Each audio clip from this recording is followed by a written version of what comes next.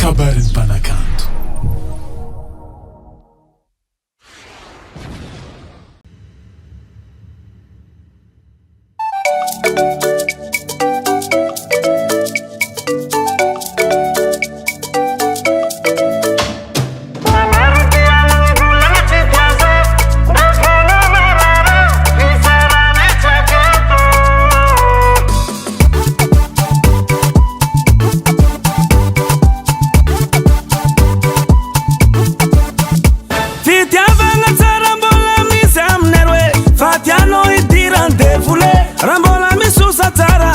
Fatiano pitiri na daraze ano fali manduba kakupila nulwe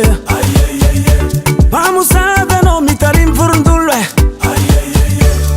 fitava ngambola mashirube ola tsiele randravange ano wazabendi kifal koma itazemyara marukialu ivula na titiaze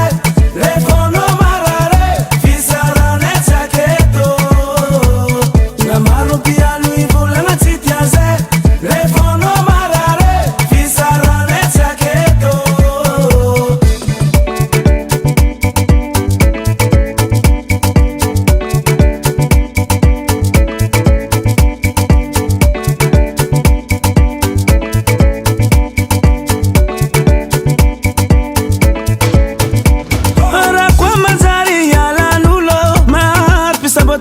Rachaza wanga vantazi na fitiava nganena etara ano seti mapiti kifirise atova changi nawe zeto churava sabotazi ano fali manduba kakupila nulwe pamusada no mitarim furundulwe